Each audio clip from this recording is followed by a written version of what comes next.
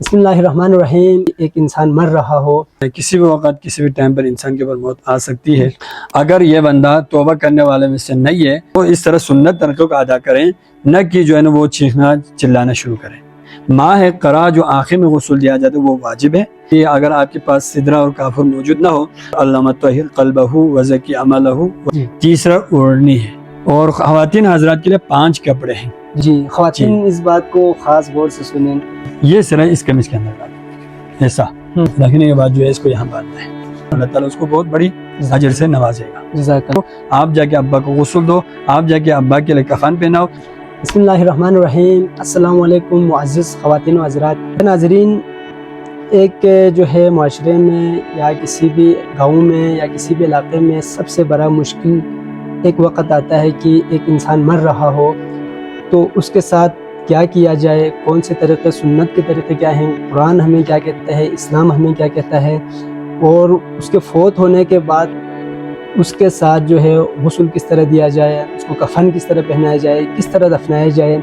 ये ज़रा एक मुश्किलात आवाम के साथ अक्सर देखने को मिलते हैं। एक इंसान अगर फ़ौत हो जाता है या फ़ौत होने के करीब से लेकर उसको गुस्ल दे के कफन देने तक का तरीक़ा आप लोगों तक इस्लाम की रूह से, फ़िक़्ह की रूह से आप लोगों तक पहुंचाने के लिए बंदे नाचीज़ हाजिर हुआ है। मेरे साथ जनाब मौलाना मोहम्मद यूसुफ डागुनी से ताल्लुक़ है।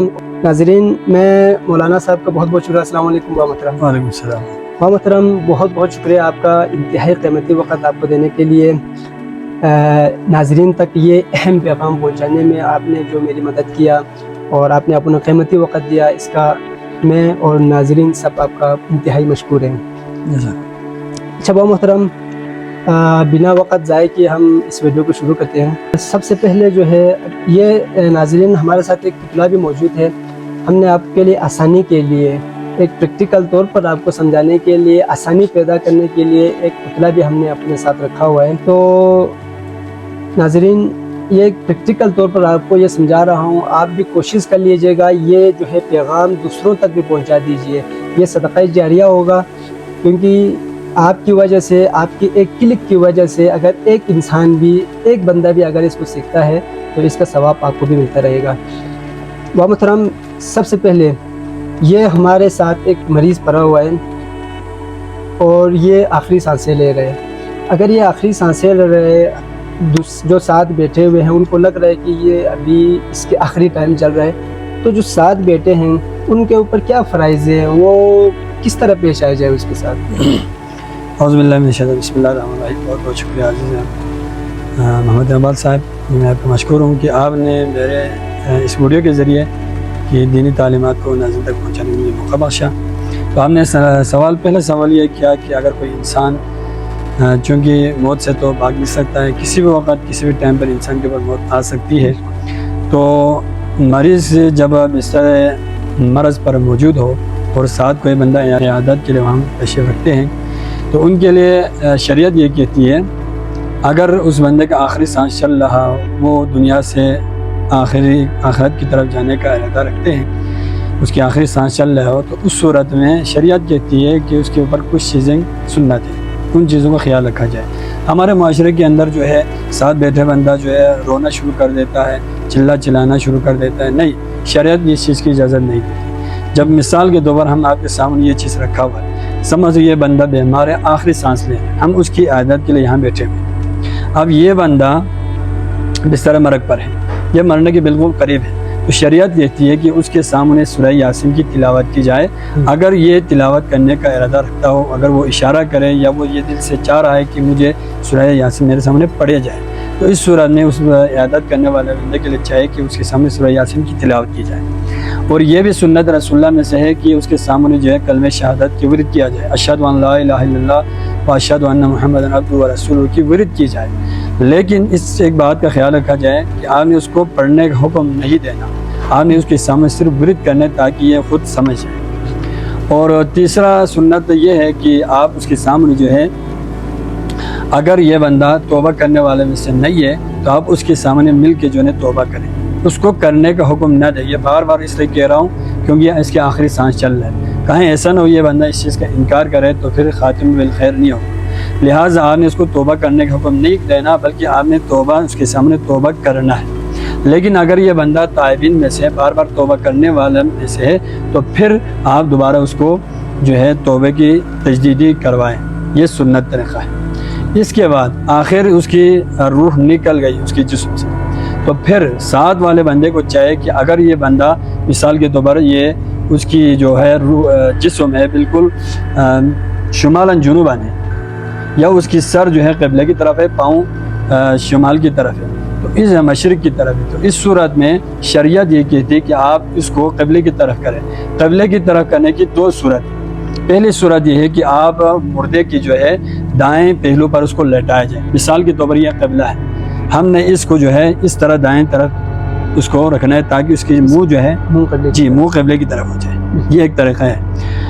اور دوسرا طریقہ جو آسان طریقہ ہے وہ شریعت کہتی ہے کہ آپ اس کے پاؤں کو جو ہے آپ قبلے کی طرف کر کے رکھیں، یوں ایسا رکھیں، قبلے کی طرف اس کا پاؤں ہو اور مشرق کی طرف اس کا سر، اور اس کی جو پاؤں اور اس کی جو ہاتھ ہیں یہ دونوں جو ہے آپ نے کسی بھی جگہ ہے لیکن اس کو اس طرح کر کے قبلے کی طرف یوں پھیلا کے رکھنا ہے، پھیلا کے رکھنا، جی جی بالکل پھیلا کے رکھنا۔ اگر کسی کا ٹیڑھا ہو تو اس کو سیدھا کرنا ہے، سیدھا، جی۔ اور ساتھ ہی ساتھ آپ نے اس کے منہ کو دیکھنا ہے، کہیں اس کا جو ہے موت کے سختی کی وجہ سے اس کے منہ کھلا تو نہیں ہے، اگر کھلا ہوا ہے تو شریعت کہتی ہے اس کو بند کریں، اگر یہ بند نہیں ہو رہا ہے تو اس صورت میں آپ نے چھوٹا سا دھاگا لے کے جو ہے اس کی جبڑے کو یہاں سے سر سے باندھنا ہے، ٹھیک ہے۔ اور اس کا اگر آنکھیں کھلی ہوئی ہو تو اس صورت میں آپ نے آنکھوں کو بند کرنے کی کوشش کرنا ہے، کیوں؟ اس لیے شریعت کہتی ہے کہ اگر اس کی منہ کھلی ہوئی ہو، اس کی جو آنکھیں کھلی ہوئی ہو تو پھر دیکھنے والوں کو تھوڑا متشوش ہو جائے گا، تھوڑا سا دہشت ہو جائے گا، انسان کی شکل تھوڑا سا بدنما لگے گا، تو شریعت یہ نہیں چاہتی ہے کہ آخر جاتے جاتے یہ بندہ بدنما لگے، لہٰذا موت کا روح قبض ہوتے ہی انسان کے جسم تھوڑا گرم رہتا ہے، لہٰذا اس گرمی میں آپ اس کو بند کرنے کی کوشش کریں گے تو یہ بند ہو جائے گا۔ تو یہ مختصراً سنت طریقہ ہے کہ جو عیادت کہے ہوئے عیادت کے لیے جو بندہ بیٹھا ہوا ہے اس کے لیے سنت طریقہ ہے۔ جزاک اللہ با محترم۔ روح قبض ہونے کے بعد جو فیملی ممبرس اگر ساتھ ہیں یا کوئی رشتہ دار ساتھ ہیں، قبض ہونے کے بعد ان کے اوپر پھر کیا فرائض ہیں، کیا سنت طریقے ہیں کہ وہ پھر اس جو مردہ باڈی ہے اس کے ساتھ بیٹھے، کیا کیا جائے، کس طریقے سے پیش آیا جائے؟ بالکل بالکل۔ اب اس کی روح قبض ہونے کے بعد ہسپتال میں ہو یا گھر میں ہو، کمرے کے اندر ہو، بعض اس کی روح ابھی مثال کے طور پر فرض کر لیں اس کی روح ابھی قبض ہوگی جی، روح قبض ہونے کے بعد جو ہے آپ نے ایک چھوٹی سی کپڑا لینا ہے، اس کپڑے کو جو ہے آپ نے ہلکا سا وہ صاف ہو، وہ میلی کچلی نہ ہو، شریعت کہتی ہے آپ نے اس کی سر سے لے کر پاؤں تک یوں لگانا ہے، کور کیا جائے، جی جی بالکل کور کر کے اس طرح لگا جائے۔ اس کے بعد جو ہے آپ نے غسل کو جانے میں اگر ٹائم ہے تو پھر تھوڑی سی باریک چیز جا کے اس کے پیٹ پہ رکھو تاکہ اس کے اندر جو ہے گندگی وغیرہ ہے تو پھر اس کو نکلنے کے ٹائم ہو جائے گا، نکل جائے گا، یہ دوسرا طریقہ ہے جی۔ اب جو ہے جو گھر جو فیملی والے ہیں وہ اس طرح سنت طریقوں کا ادا کریں، نہ کہ جو ہے نا وہ چیخنا چلانا شروع کریں، جی۔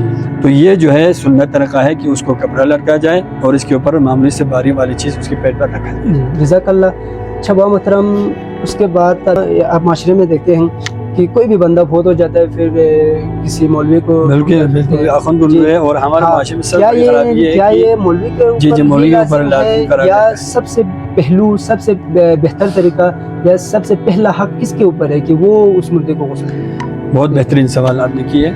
تو شریعت یہ کہتی ہے کہ روح قبض ہونے کے بعد جو ہے اس کا دونوں کا سب سے جو اول جو حق ہے وہ اس کے ولی ہے۔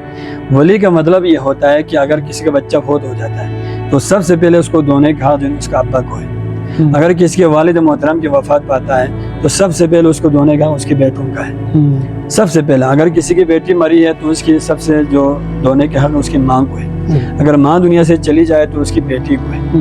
تو سب سے پہلا شریعت کہتی ہے کہ ان کے وارثین زیادہ حقدار ہیں۔ اگر مثال کے طور پر باپ مر گیا، اس کا بیٹا نہیں ہے، تو اس کا جو مرنے والا بندہ ہے اس کے بھائی ہوگا، اس کا چاچا ہوگا، اس کے ماموں ہوگا، تو پھر فیملی ممبر جو وارثین جس کو کہا جاتا ہے وہ سب سے بڑی حقدار ہے۔ اس کے بعد دوسرے نمبر پر جا کے وہ حقدار ہے جس کو یہ والی اجازت ہے۔ مثال کے طور پر ہمارے معاشرے میں یہی رائج ہے کہ محلے کے اخوان جو ہے کسی طریقے سے مردوں کو دھویا جائے، یہ بیچارہ جو اخوان کے اوپر فرض قرار رکھا ہوا ہے۔ اس دن اگر کسی کا باپ، کسی کا بیٹا مرنے کے بعد، فوت ہونے کے بعد اگر جو محلے کے امام صاحب ہے اگر وہ اس مردے کو غسل نہ دے تو اس کا خیر نہیں سمجھا جاتا ہے، حالانکہ یہ شریعت کے خلاف ہے۔ سب سے پہلا مستحق اس کے وارثین ہے، دوسرے نمبر پر ہر وہ شخص ہے جس کو یہ جو ولی ہے، وارثین ہے، وہ اس کو اجازت دے۔ فار ایگزامپل مسجد کا امام میں ہوں، لیکن ان کی وارثین نے آپ کے لیے اجازت دیا کہ بھائی آپ اس کا گہری دوست زندگی میں اس کے ساتھ چاہنے والا ہے، لہٰذا ہم چاہتے ہیں کہ آپ اس کو غسل دیں، تو پھر آپ زیادہ حقدار ہوگا۔ اس کے بعد جو ہے وارثین جن کے جو ولی ہے انہوں نے آپ کو اجازت نہیں دی، انہوں نے سمجھا یا پوری زندگی اس بندے نے ہماری اسی امام کے پیچھے نماز پڑھی ہے، لہٰذا آج آخری جاتے جاتے بھی ہم اسی امام کے ہاتھوں سے مبارک سے ہم اس کو دہلاتے ہیں۔ یہ کہہ کر جو ہے ہمارا معاشرے کہ اگر وارثین اسی میت کے وارثین نے اگر مسجد کے امام کو اجازت دے تو پھر جا کے وہ امام اس کو غسل دے سکتے۔ جزاک اللہ، جزاک اللہ، بہت شکریہ با محترم۔ اچھا با محترم، مردہ خانے میں ہم غسل کرنے کے لیے جب مردے کو سب سے پہلے لے کے جاتے ہیں، لے کے جانے کے طریقہ اسلام کیا کہتا ہے، پھر غسل کہاں سے کس طرح شروع ہوتی ہے؟ غسل کرنے کے جو مختصراً یعنی جو ناظرین ہے وہ آسانی سے سمجھ لے، اسی لیے ہم نے یہ پتلا بھی ساتھ رکھا ہوا ہے۔ تو با محترم آپ ذرا اس کو آسان طریقے سے سمجھا دیں کہ آپ نے مردہ خانے میں کس طرح لے کے جانے ہیں، اگر مردہ خانہ نہیں ہے، گھر پہ ہے، گھر پہ تو گھر پہ کس طرح غسل دیا جائے، تو یہ مختصراً آپ آسان طریقے سے ذرا ناظرین کو بتائیں۔ جی بہت بہت شکریہ، انشاءاللہ اس کا بھی مختصراً پریکٹیکل ہمیں ناظرین کو دکھا دیں گے۔ یہ جو مردہ ہمارے سامنے سمجھ لو کہ گھر سے ہم نے اس کو مردہ خانے میں منتقل کر چکا ہے، یہ مردہ خانہ سمجھے، بالکل ٹھیک ہے۔ مردہ خانے میں اس طرح کوئی تخت بنا ہوا ہوگا، اگر کوئی مردہ خانہ کے محلے کے اندر نہیں ہے تو پھر گھر کے اندر کوئی ایسا تخت بنائے جو تھوڑا سا اونچی ہو، تھوڑا سا اونچی ہو، تاکہ جو اس کے دھونے کے بعد جو پانی وغیرہ ہے یہ کیچڑ بن کے دوبارہ اس میت کو نہ لگے، اسے تھوڑا سا بلند رکھے۔ اس طرح تباہی بنا کے جو ہے میز بنا کے اس کو یہاں رکھا جائے۔ رکھنے کا طریقہ وہی جو میں نے شروع میں کہا تھا، اس کی جو ہے پیر جو ہے قبلے کی طرف ہونی چاہیے۔ جی غسل کے ٹائم بھی، جی غسل کے ٹائم بھی بالکل اسی طرح ہو جس طرح ہم نے ابھی رکھا ہوا ہے، قبلے کی طرف اس کے پیر ہو اور ہاتھ ہوں اس طرح ہو۔ اس کو یہاں رکھنے کے بعد اب اس کے کپڑے پہنے ہوئے تو پھر شریعت کہتے ہیں سب سے پہلے آپ اس کے کپڑا اتارا جائے۔ کپڑا اتارنے کے لیے بھی شریعت نے طریقہ کار رکھا ہوا ہے، یعنی کہ زندوں کی طرح آپ اس کو ایسے ایسے کر کے جو بچوں کو جس طرح ہم کپڑا چینج کرتے ہیں والدین، اسی طرح آپ اس مردے کو ایسا نہ کریں، کیونکہ اس کے آخری مراحل چل رہا ہے، لہٰذا اس کے بھی احترام کیا جائے۔ لہٰذا شریعت کہتی ہے قینچی کے ذریعے جو ہے نا آپ اس کی شلوار کو کاٹ ڈالیں اور اس کی بازوں کو کاٹ ڈالیں، سب کو یہاں سے کاٹ ڈالیں، اسی طرح شلوار کو بھی یہاں سے کاٹا جائے۔ کاٹنے کے بعد اس کو نیچے سے جو ہے نا پاؤں کی طرف سے اس کو نکال دیا جاتا ہے۔ کاٹتے بعد ایک چیز کا خیال رکھیں کہ چونکہ آپ نے اس کو کاٹنا ہے تو پھر ستر عورت تو واجب ہے ہر حالت میں، ماں کی گود میں آنے کے بعد سے لے کر قبر تک جو ہے ستر عورت واجب ہوگا، لہٰذا آپ تھوڑا سا اس طرح چھوٹا سا کپڑا لے لیں۔ اس طرح کپڑا لے کے جو ہے آپ نے اس کو کنچی سے شلوار کاٹنے کے بعد جو ہے آپ نے اس کو تھوڑا یوں کر کے اس کی گھٹنے سے لے کر ناف تک جو ہے اس کو ایسا کوئی چھوٹا سا کپڑا کور کریں۔ کرنے کے بعد آپ نیچے سے اس کی شلوار اور قمیص وغیرہ نکال دیا جائے۔ اب یہ ہو گیا ننگا، بالکل ٹھیک ہے۔ اب غسل میں جو ہے نا دو سنت ہے، ایک واجب ہے، فرض ہے۔ سنت دو سنت غسل وہ ہے سدرا اور کافور۔ سدرا کے اندر بالکل گرم پانی رکھا جاتا ہے، اس میں سدرا ڈالا جاتا ہے، اور کافور کے اندر جو ہے نیم گرم پانی رکھ کے اس میں ڈالا جاتا ہے، اور لاسٹ میں جو ہے آخر میں جو ہے ماء قرا جس کو کہا جاتا ہے، بالکل صاف پانی اور بالکل ٹھنڈ پانی ہونا چاہیے۔ ٹھنڈ سے مراد جو ہے گرم کیے بغیر، یعنی کہ آپ فریج میں رکھیں برف ڈالیں ٹھنڈا کریں، ایسی بات نہیں ہے، مطلب اس کو گرم کیے بغیر نارمل پانی جو نلکے کے سے آ جاتے ہیں اسی کو ماء قرا کہا جاتا ہے۔ یہ آخری غسل جو ہے وہ فرض ہے، اس میں کسی چیز کی ملاوٹ نہیں ہوگا۔ اب وہ تین پانی کی قسم ہو گیا، غسل تین ہو گیا۔ لانے کے بعد آپ نے کرنا یہ ہے کہ اگر اس میت کی جسم پر کہیں گندگی لگی ہوئی ہو تو سب سے پہلے آپ نے اس گندگی کو دور کرنا ہے۔ مثال کے طور پر اس کی سر پھوڑ دیا تھا، یہاں پہ بالکل خون بالکل ادھر ہو چھپا لگا ہوا ہے، اس صورت میں ہمیں پہلے اس خون کو دھونا ہے، اچھی طریقے سے صاف کرنا ہے، یا نیچے سے کوئی گندگی وغیرہ نکلے تو اس کو صاف کرنا ہے۔ صاف کرنے کے بعد جو ہے آپ نے وہ گرم پانی جس میں سدرا رکھا ہوا اس کو لانا ہے۔ لانے کے بعد آپ نے اسی سدرے کی نیاز لگی، اغسل ھذا المیت بماء السدر لنطیب به قربۃ اللہ، یہ قربتاً اللہ، یہ نیاز کر کے جو ہے نا آپ نے اس کی سر دھونا ہے سب سے پہلے سر، جی سر دھونا ہے۔ سر دھونے کے بعد زندوں کے لیے تو دائیں جانب پہلے دھونا فرض ہے، لیکن مردوں کے لیے بائیں جانب پہلے دھویا جاتا ہے جی۔ سر دھونے کے بعد اس کی بائیں جانب کو پہلے دھویا جاتا ہے، پھر جا کے تیسرے نمبر پر اس کی دائیں جانب کو دھویا جاتا ہے۔ بالکل جس طرح سدرا آپ نے دھویا، سدرا کے پانی سے آپ نے جس طرح غسل دیا، بالکل اسی طرح سے مائع کافور سے بھی اسی طرح غسل دیا جاتا ہے، اور بالکل اسی طرح پھر مائع قرا سے بھی دیا جاتا ہے۔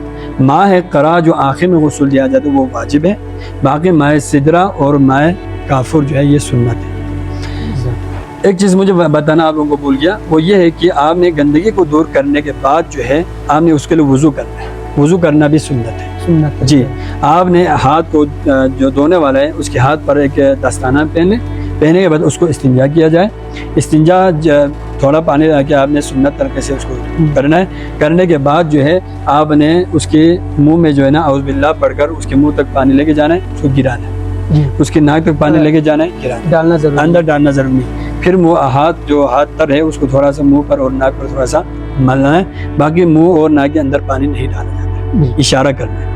اس کے بعد آپ نے وضو کی نیاز باندھی ہے، اس کی منہ کو دھونا ہے، چہرے کو، اس کے بعد آپ نے ہاتھوں کو دھونا ہے، ہاتھوں کو دھونے کے بعد پاؤں کو مسح کرنا ہے، پھر سر کا مسح کر کے پاؤں کو مسح کر کے اس کے وضو کلیئر کرنا ہے۔ یہ وضو کے اندر جو ہم دعائیں پڑھتے ہیں وہ بھی پڑھنا ہے؟ جی بالکل وہ بھی پڑھنا ہے، بس اس کی صیغے میں مثال دوبارہ ہم کہتے ہیں اللہم بیض وجہی بنور معرفتک یوم تبیض وجوہ اولیاءک وتسود وجوہ اعدائک، یہ ہماری دعائیں، ان کے لیے تھوڑا سا ضمیر کا فرق ہے، مطلب ان کو یہ اس طرح دعا پڑھی جائے گی اللہم بیض وجہہ بنور معرفتک یوم تبیض وجوہ اولیائک وتسود وجوہ اعدائک، وجہہ کا ہو ضمیر کا بڑھا دیں گے جی۔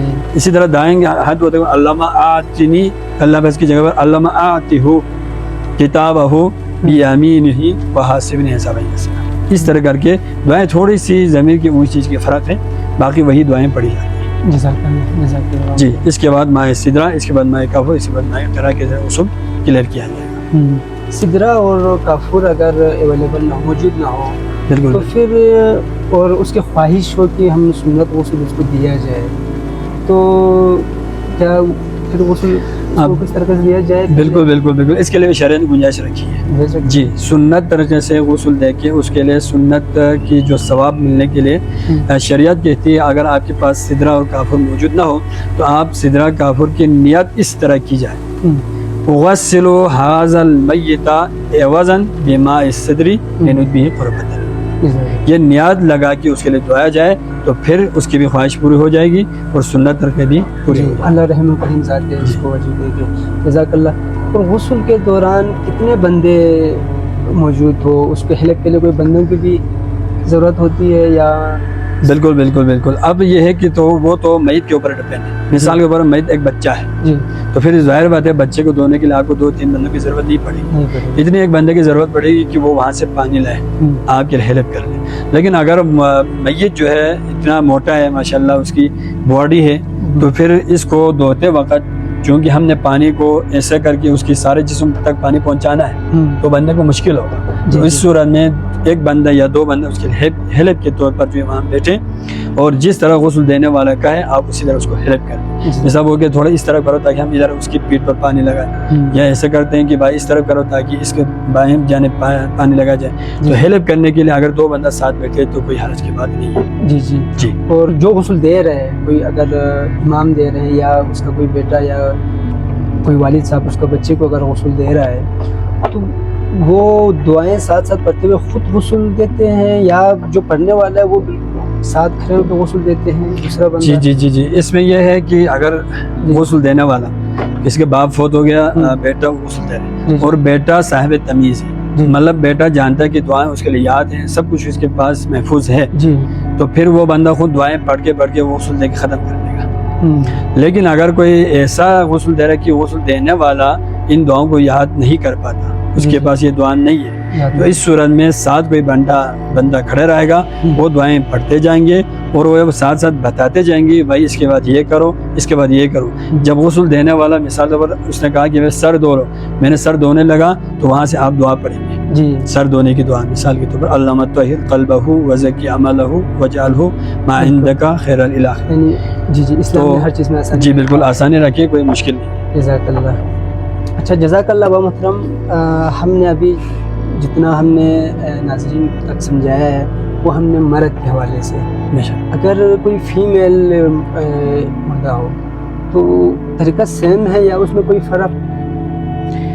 جی مردہ تو مرد ہو یا خواتین جی دونوں کے لیے جو غسل کے جو طریقے ہیں جی اس کے لیے جو جندہ جس کے روح جب قبض ہونے لگا اس کے لیے میں نے جو سنتیں آپ کو بتائے وہ سارے کے سارے سیم ہیں، اس میں کوئی فرق نہیں ہے. ہاں یہ بات ضرور ہے کہ اگر مرنے والی جو ہے اگر لڑکی ہو تو پھر اس کو غسل دینے والا بھی لڑکی ہونی چاہیے.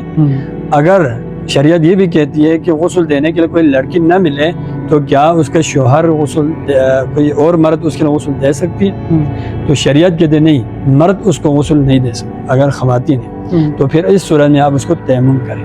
جی جی. لیکن اگر اسی طرح مرد مر گیا، مرد کے لیے غسل مرد ہی دینا ہے، جی لیکن غسل کرنے کے لیے مرد نہیں ملے تو کیا خواتین اس کے لیے غسل دے سکتی ہے؟ تو شریعت کہتی ہے نہیں دے سکتی. اس صورت میں بھی آپ مرد کے لیے تیمم کریں. اور فرق اتنا ہے کہ مرد اگر میت ہے تو پھر مرد ہی غسل دیں گے، اگر خواتین اگر میت ہے تو پھر غسل خواتین ہی دیں گے. جی بہت بہت بہت شکریہ با محترم. اچھا با محترم، غسل کا مرحلہ ہمارا تقریباً ختم ہو گیا ہے. ناظرین تک ہم نے یہ آسان طریقے سے پہنچایا ہے. غسل دینے کے فوراً بعد اب جو اگلا سٹیپ آتا ہے وہ کفن پہنانا ہوتا ہے. جی جی. تو کفن پہنانے سے اور غسل ختم ہونے کے اور کفن پہنانے کے درمیان بھی کچھ عملیات ہیں یا اس کے فوراً بعد کفن پہنایا جائے؟ اگر کفن پہنایا جائے تو وہ اس کے کتنے قسم کے ہم نے کفن پہنانا ہوتا ہے؟ کیونکہ آپ نے بھی دیکھا ہوگا معاشرے میں بحث بھی ہو جاتی ہے کہ اتنا پہنانا ہے، میں نے پہنانا ہے، وہ پہنانا ہے. اس میں شریعت کیا کہتا ہے؟ اور آسان طریقے سے آپ جو ہے کفن پہنانے کا طریقہ بھی ذرا ناظرین کو سمجھا دیں تاکہ اس میں بھی آسانی ہو. بہترین سوال ہے کہ آپ نے پہلا سوال یہ کیا کہ غسل اور کفن کے درمیان میں کوئی اور وظیفہ ہے، کوئی اور عملیات ہے جو ہم نے کرنے پر ہمارے اوپر لازم ہے. تو غسل دینے کے بعد آپ کے پاس کوئی اور چیز لازم نہیں، پر آپ نے ایک کام کرنے کی اس کو غسل دینے کے فارغ ہونے کے بعد جو ہے آپ نے اگر کوئی بندہ ہے تو پہلی بات تو یہ کہ آپ غسل دینے والا غسل دے، کفن کے بندوبست کرنے والا کفن کا بندوبست کرے جی، تاکہ ساتھ ہی ساتھ غسل کے اختتام پر جو ہے فوراً ہم اس کو کفن پہنائے جائے. وقفہ نہ کرے. وقفہ نہ کرے. یہ وقفہ کرے گا اس میں کوئی حرج کی بات نہیں. یہ اس وقت کرے گا مردے کے جسم خشک ہونے کی تک. جی جی. مثال طور پر ابھی ہم نے اس کو دھو لیا، دھونے بعد اب اس کے اوپر جو ہے اس کو اس طرح نہیں رکھنا، یا اس طرح رکھے کوئی حرج کی بات نہیں ہے. لیکن اگر آپ اس کو رکھنا چاہیے جی تو آپ اس کو ایسے کر کے ایک کپڑا ایسے کر کے وہیں رکھ اس کے اوپر، یا نہ بھی رکھے تو ایسے ننگا بھی رکھے تو یہ خشک ہو جائے گا. جی جی. خشک ہونے تک آپ اس کو رکھیں، رکھنے کے بعد اس کو کفن پہنائیں. ٹھیک ہے. اس میں درمیان میں کوئی وقفہ کوئی اور شریعت کی کوئی عمل اس میں نہیں ہے. جی. جزاک اللہ جزاک اللہ. اور دوسری سوال ہم نے کیا کفن کے حوالے سے، تو انشاءاللہ وہ بھی ہم ناظرین کو پریکٹیکل کر کے دکھائیں گے. مثال کے طور پر یہ ایک مردہ ہمارے سامنے، ہم تھوڑی دیر کے لیے اس کو سائڈ پہ رکھتے ہیں. جی جی. ہم اس کے لیے ایک تھوڑا سا لباس بھی لایا ہے تاکہ اس کو پریکٹیکل ہی کر کے دکھا جائے. اس سے پہلے میں آپ کو یہ بتاتا چلوں کہ اب یہ جو کفن ہے جی، آپ نے کہا کہ کفن کتنے پہنا جاتے ہیں مردے کو، تو شریعت یہ کہتی ہے کہ مرد حضرات کے لیے کفن 3 ہے. جی. ایک اس کے لیے قمیص ہے، دوسرا اس کے لیے عمامہ ہے، تیسرا اوڑھنی ہے. اوڑھنی کا مطلب یہ ہوتا ہے کہ اس کی سر سے لے کر پاؤں تک پورا، جس کو ہمارے بلتی زبان میں مناسدولہ چبڈیل جرد، جی جی، بلتی زبانی چبڈیل جرد، اس کو اردو میں اوڑھنی کہا جاتا ہے. وہ جو ہے سر سے لے کر پاؤں تک یہ 3 کپڑے ہیں، ان کے اوپر شرط واجب قرار دیتا ہے. اور خواتین حضرات کے لیے 5 کپڑے ہیں. ایک ان کے لیے قمیص ہے، دوسرا ان کے لیے شلوار ہے، تیسرا ان کے لیے تھوڑا سا ایک چھوٹا چادر ہے، اور یہ 3 ہو گیا. اور 2 اوڑھنیاں ہیں ان کے لیے. یہ خواتین کے لیے زیادہ اس کا کوئی خاص نہیں، یہ تو شریعت کے عمل میں ہم حکمت تو نہیں ڈھونڈ سکتے ہیں کہ اس میں بھی شریعت میں بھی حکمت ہوگی. یہ کہیں یہ تو نہیں ہو سکتا کہ یہ خواتین کے لیے پردے کا جو، ہاں یہ میں بتانے والا تھا بالکل، تاکہ زیادہ سے زیادہ اس کے لیے پردہ ہو جائے. 2 اوڑھنی اس کے لیے رکھ، یعنی مرنے کے بعد باڈی کے لیے بھی اسلام نے اتنا پردے، اسلام نے بالکل اس چیز کا خیال رکھا ہے. یہ حد تک یہ قبرستان میں دفن کرتے وقت بھی ہے جو ہے، جب خواتین کو قبر میں لے جاتی ہے تو پھر اوپر سے جو قبر کے جو لوگ ہیں وہ ایک کپڑا ایسا کر کے سب جو ہے نا، آپ نے بھی ہمارے معاشرے میں دیکھا ہے، جی جی پھر بالکل. ایسا کر کے رکھتے ہیں تاکہ پھر بھی وہ آخری حالت میں بھی وہ پردے میں رہیں. جی خواتین اس بات کو خاص غور سے سنیں، یہ خواتین کے پردے کی کتنی اہمیت مرنے کے بعد بھی ہے. جزاک اللہ. تو ابھی ہم انشاءاللہ دکھاتے ہیں کہ بھائی یہ سمجھ لیجیے ہمارے پاس مرد تھے، کیونکہ ہمارے پاس کفن کم ہے، لہٰذا ہم پہلے مرد کی ہی سمجھے جائیں گے. جی جی جی. آپ مرد کو وہ کرنے کے لیے جو ہے پہلے اس کی قمیص نکالیں گے. قمیص نکالنے کے لیے آپ نے کرنا یہ ہے کہ اس کی یہاں سے یہاں تک جو ہے یہ گریبان سے لے کر یہاں تک آپ نے ناپنا ہے کتنا ہوتا ہے. مثال طور پر ابھی ہم نے دیکھا تو ہمارے پاس 2 بالش 4 انچی ہو گئی، 4 انگلیاں ہو گئی، اسی حساب سے ہم کفن اس کو بنائیں گے.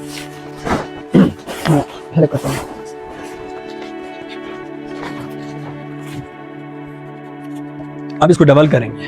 جی صحیح ہے، کیونکہ اس کے آگے اور پیچھے دونوں دامن ہوتی ہے، ہم اس کو یوں ڈبل کریں گے. یہ جی یہ ڈبل کریں گے. ڈبل کرنے کے بعد ہم اس کو یہاں سے کاٹیں گے، تھوڑا سا کاٹیں گے، تھوڑا آگے نہیں کاٹیں گے کیونکہ ہمارا مائی جو ہے وہ بہت پتلا ہے نا، اس لیے. جی یہ سمجھ یہاں تک ہو گیا. صحیح ہے، اس لیے اس کو یہاں سے کاٹیں گے.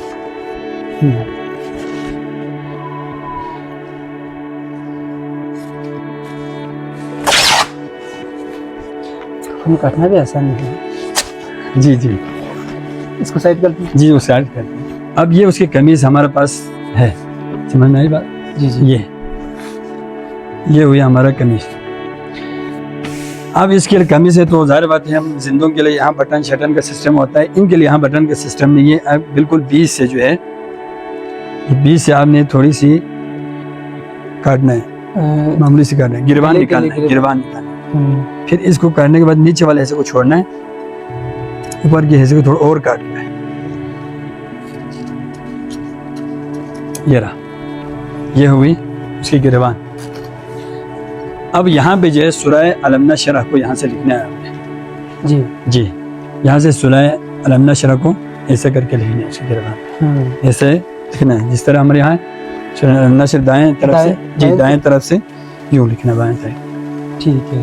لکھنے کے بعد اب یہ ہو گیا ہمارا اس کی قمیص بالکل اسی طرح رکھنا ہے. یہ نہیں کہ مردوں کی طرح یہاں سے سلائی کرو، یہاں سے سلائی، یہاں سلائی کا سسٹم نہیں. ہاں یہ اس کی قمیص تیار ہوگی. جی سر. جی اب اس کو ہم سائڈ پہ کرتے ہیں. کرنے کے بعد جو اس کے لیے امامہ کا بندوبست کرتے ہیں. امامہ جو ہم نے یہاں سے تھوڑی سی کاٹنا ہے.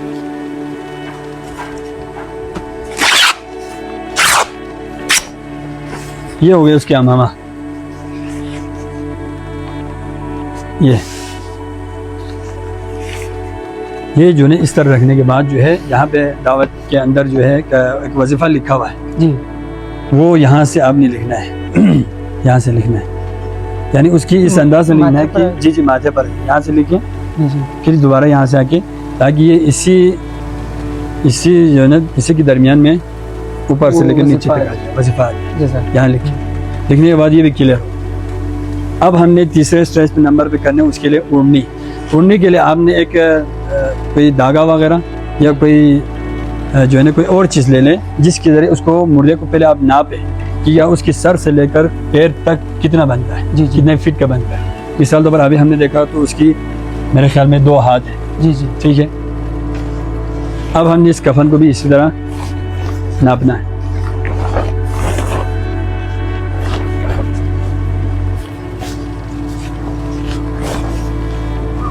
جی اس سائڈ کو لے لیں تاکہ آسانی ہو جائے.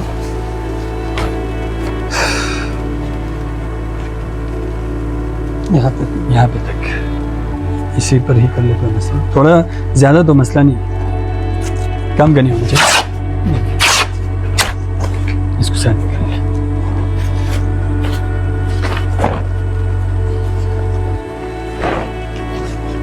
اب یہ اوڑھنی ہے ہمارے.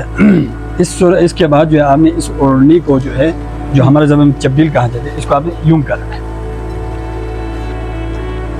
ڈبل کرنا ہے. جی ہاں یہ ایسے ڈبل کرنے کے بعد جو ہے یہاں پہ سلائی کا ایک چیز ہے تھوڑا سا، وہ آپ نے یہاں سے سلانا ہے کفن کو. جی جو اوڑھنی ہے ہمارے زبان میں اس کو چبیل کہا جاتا ہے. چبیل کو آپ نے یہاں سے سلانا ہے، تھوڑا سا ادھر تک سلانا ہے. جب آپ یہاں تک سلائیں گے تو پھر یہ ٹوپی جیسا ہو جائے گا، ٹوپی نما. جی جی یہ دیکھو جس کو ہمارے زبان میں گوزو کہا جاتا ہے. ہاں یہ ٹوپی نما یعنی ممبر جیسا بن. اب یہ یہاں سے سلائی کرنے کے بعد یہ سسٹم تیار ہو گیا نا, تو پھر آپ نے مردے کو پہنانے اس طرح ہے, اس کو یہاں رکھو, سب سے نیچے ایک اوڑنی کو رکھو, اس کے بعد آپ نے قمیض کو رکھو ایسا کر کے, اس کے بعد جو آپ نے اس کی امامہ کو رکھو ادھر. جی رکھنے کے بعد جو ہے چونکہ مردے کو غسل دے رہا ہے, آپ نے اس کو ایسا کر کے رکھو, اس طرح کر کے آپ نے رکھنا ہے. یہ ہمارا کفن تیار ہو مرد کے لیے تیار ہے. مرد کے لیے تیار ہے. جی جی خواتین کے لیے اس طرح ایک اور اوڑنی لانا ہے جی اور اس کے لیے شلوار بنانا ہے. شلوار کے لیے بنانے کے کچھ سلانے کی ضرورت نہیں. جی اسی طرح اس کی یہاں سے لے کر یہاں تک ناپنا ہے. ناپنے کے بعد اس طرح کا کوئی بڑا سا کپڑا لینا ہے. جی کپڑا لینے کے بعد اس کو دھوتی کی طرح اس کو باندھنا ہے. جی جس طرح دھوتی پہنتے ہیں اس طرح اس کو باندھنا ہے. تو یہ ہمارا مرد کی جو ہے کفن کلیئر ہو گیا. ایک چیز آپ یاد رکھیں جو ہمارے معاشرے کے اندر بھی ہے کہ میت کو جو ہے نا باندھا جاتا ہے. باندھنے کے لیے الگ سے وہاں سے ایک دھاگا لایا جاتا ہے. نہیں, وہ آپ نے اسی کونے سے نکالنا ہے. اسی سے مطلب تھوڑا سا کاٹ کے تھوڑا سا کاٹ کے ادھر جانا ہے.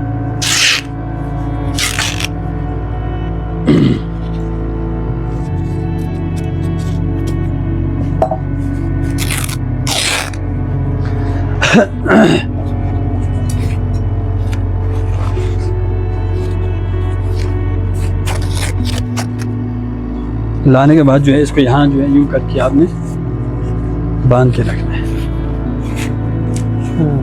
تاکہ وہ نکلنا جائے. تاکہ وہ نکلنا جائے, ورنہ وہ وہاں سے نکل جائے گا.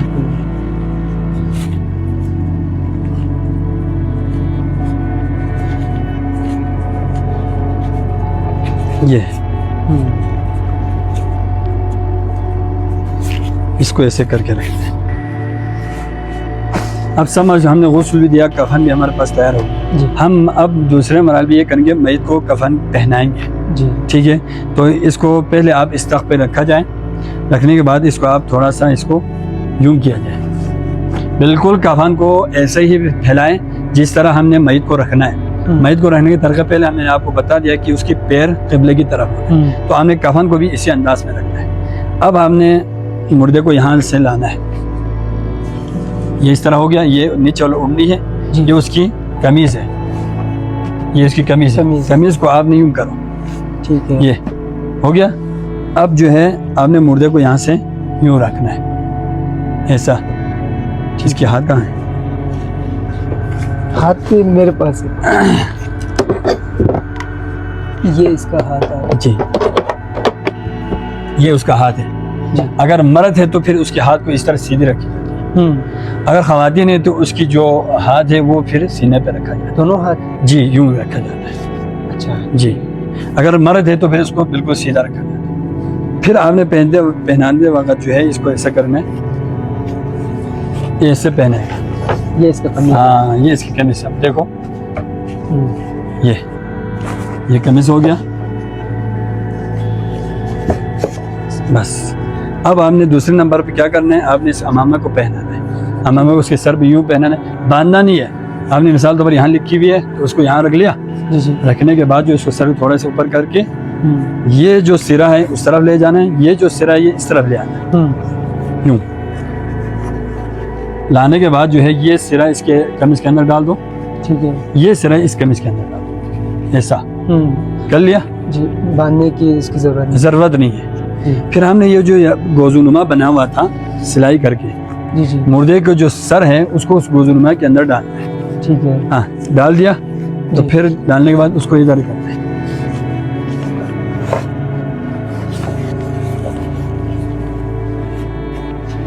ایسا ہو گیا. پھر ہم نے اس کو باندھنا ہے یہاں سے اس طرح کر کے جو ہے جی جی باندھنا ہے. اب اس کو باندھ کے جو ہے اس سرے کو یہاں سے لا کر یہ جو قمیض جو ہے اڑنی یہاں تھوڑا نکال کے رکھنا ہے. جی سر. رکھنے کے بعد جو ہے اس کو یہاں باندھنا ہے. بس یہ سب کلیئر کر کے رکھنا. یہ کفن کا مکمل طریقہ ہے پہنانے کا. جی بہت بہت شکریہ با محترم. انتہائی قیمتی وقت آپ نے نکال کر ناظرین کے لیے یہ ایک بہت ضروری تھا یہ پیغام سب تک پہنچانے کے لیے ناظرین، کیونکہ اکثر میں نے مختلف گاؤں میں نے یہ مسائل دیکھے ہیں کہ کوئی بندہ فوت ہو جاتا ہے، اس کے بعد غسل کرنے والا کوئی تلاش کرنے میں فضا ہوتا ہے، کوئی ادھر اس کو بلاؤ اس کو بلاؤ۔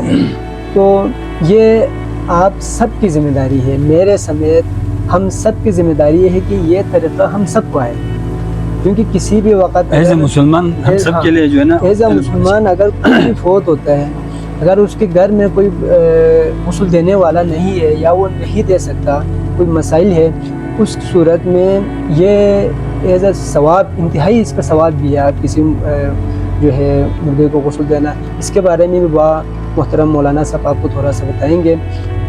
تو با محترم، یہ غسل دینے والا اگر کوئی غسل دیتا ہے یا اس کے لیے کوئی اجر ہے اللہ کی طرف سے؟ دیکھیں، اس کے لیے اجر نہ ہونا یہ کوئی ہو ہی نہیں سکتا ہے کہ اللہ تعالیٰ ویسے بھی جو زندہ مسلمان ہے کسی کے لیے بھی اگر مدد کرے تو اللہ تعالیٰ، حضور علیہ الصلوۃ والسلام حدیث میں ارشاد فرماتے ہیں کوئی بندہ اگر کسی کی ایک مصیبت دنیا کی اگر پورا کرے تو اللہ تعالیٰ دنیا آخرت دونوں میں اس بندے کی مشکلات کو آسان کر دے گا۔ زندوں کی بات ہو، تو جب ایک بندہ زندہ مسلمان کی انسانیت کی بیس پہ بنیاد پر اس کی خدمت کرتا ہے، اللہ اتنا اجر دیتا ہے۔ تو ایک مسلمان جو وفات پا گئے وہ تو مردہ ہے، اس کی آخری زندگی ہے، بس اس کی دنیا کی آخری زندگی آخرت کی پہلا سٹیپ ہے۔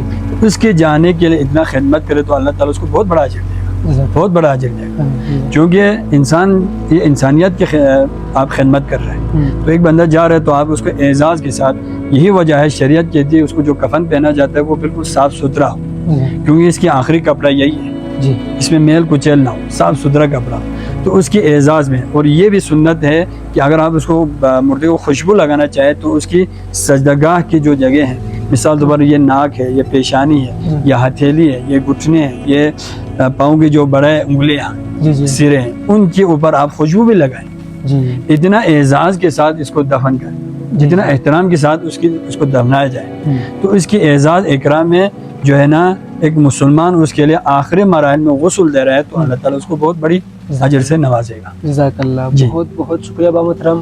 کفن پہنانے کے بعد دفنانے میں کوئی وقفہ اگر پیدا ہوتا ہے، کتنا وقفہ کیا جائے، یا اس میں بھی شریعت کچھ کہتا ہے وقفہ کرے نہ کرے؟ بالکل شریعت کہتی ہے، یہ شریعت کے اور ہمارا جو رسم و رواج ہے بالکل الگ ہے۔ ہمارے معاشرے میں یہ سمجھا جاتا ہے کہ بھائی جنازہ جب تیار ہو جائے تو مثال شام کو تیار ہو تو لوگ انتظار کرتے ہیں بھائی صبح تک دفن کریں گے، یا لوگ انتظار کرتے ہیں کہ اس کا بیٹا آ رہا ہے کہ 2 دن کے بعد، پتہ نہیں 3 دن کے بعد راولپنڈی سے نکلا ہے، کراچی سے نکلا ہے، تب تک وہ انتظار کرتے ہیں۔ یہ شریعت کے خلاف ہے۔ شریعت یہ کہتی ہے کہ بھائی جتنا ہو سکے ایک بندے کے روح جب اس کے جسم میں قبض ہو جائے تو جتنا ہو سکے اس کو آخری مراحل تک پہنچانے میں جلدی کریں، اس کو اپنے آخری آرامگاہ تک پہنچانے میں آپ جلدی کریں، جلدی اس کو غسل دے، جلدی اس کو کفن دے، اس کو جنازہ پڑھا جائے اور اس کو دفنایا جائے، اسی میں اس کو سکون ہے۔ ہاں، آپ کے لیے ایک طریقہ کار بہترین یہ ہے، آخری مراسم، آخری اس کی جو واجبات ادا کرو، آپ جا کے ابا کو غسل دو، آپ جا کے ابا کے لیے کفن پہناؤ، آپ جا کے ابا کو آخری کفن میں آپ اتار دیں، اتارنے کے بعد جو ہے آپ ابا کو بھولے نہیں، آپ صبح شام اس کے لیے مغفرت کی دعا کریں، یہ آپ کے لیے بہتر ہے اور شریعت بھی یہی چاہتا ہے۔ لیکن ہمارے معاشرے اس کا الٹ سسٹم ہے کہ بھائی والد صاحب فوت ہو گیا، ابا بیٹا آنے کا انتظار کرتا ہے، یا بیٹا فوت ہوا تو والد صاحب آنے تک انتظار کرتا ہے، یہ شریعت کے کوئی حکم نہیں۔ مطلب بہت کم موقع میں دفنانا، جتنا ہو سکے جلدی دفنانا، یہ افضل طریقہ ہے شریعت کا طریقہ۔ ناظرین، آپ سب کو بھی بہت بہت شکریہ، ٹائم نکال کے آپ ہمارے ویڈیوز دیکھتے ہیں، اور با محترم آپ کا انتہائی شکریہ، آپ نے بہت قیمتی وقت نکال کر ناظرین کے لیے یہ بہت ہی اہم، بہت ہی ضروری ایک مسئلہ تھا جو ہمارے معاشرے میں ہے۔ تو ناظرین، یہ آپ کی آسانی کے لیے، آپ سب کو اس چیز کو سمجھنے میں آسانی کے لیے، کیونکہ کتابوں سے ہم بہت دور ہو چکے ہیں ناظرین، ہم جو ہے کتابیں دیکھ کر جو ہے ہم ان کو سمجھنا، یہ چیز، ان چیزوں سے ہم بہت دور ہو چکے ہیں۔ صرف ہم نے تمام کی تمام چیزیں جو اسلام سے ریلیٹڈ، اسلام ہمیں کہتے ہیں، وہ سب ہم نے مولویوں تک چھوڑ رکھا ہے۔ تو ناظرین یہ عوام کے لیے بھی ضروری ہے، یہ سب ہمیں بھی آنا چاہیے، ہم سب کو اس کی پہچان ہونی چاہیے، کتاب کی بھی پہچان ہونی چاہیے۔ تو ناظرین آپ سب جو ہے اس خوبصورت سبق جو آپ تک ہم نے پہنچانے کی کوشش کیا ہے اور پہنچایا ہے، اس میں مولانا صاحب نے ہمیں انتہائی قیمتی وقت دیا ہے۔ ناظرین اس سبق کو ہم سب کی ذمہ داری ہے، میرے سمیت آپ کی بھی ذمہ داری ہے کہ یہ دوسروں تک پہنچائے۔ دوسروں تک کس طرح پہنچائے؟ آپ اس ویڈیو کو شیئر کر کے، اگر آپ کو اس میں کوئی مسائل نظر آتا ہے، کوئی کمی بیشی نظر آتا ہے، کوئی سوال اگر رہ گیا ہے غلطی سے، تو آپ جو ہے کمنٹ کے ذریعے یا میسج کے ذریعے آپ وہ سوال پوچھ سکتے ہیں۔ انشاءاللہ تعالی ہم علماء کرام کے ذریعے سے آپ تک ان سوالات کے تمام مشکلات کے جوابات پہنچانے میں انشاءاللہ تعالی آپ سب کی ہیلپ کریں گے۔ ناظرین بہت بہت شکریہ ٹائم دینے کے لیے، اور ابراہیم بابا یہ میرے چینل کا نام ہے، میرے بیٹے کے نام سے، اس کو فالو کیجئے گا تاکہ آپ تک ایسی خوبصورت ویڈیوز پہنچتے رہے۔ بہت بہت شکریہ، خدا حافظ۔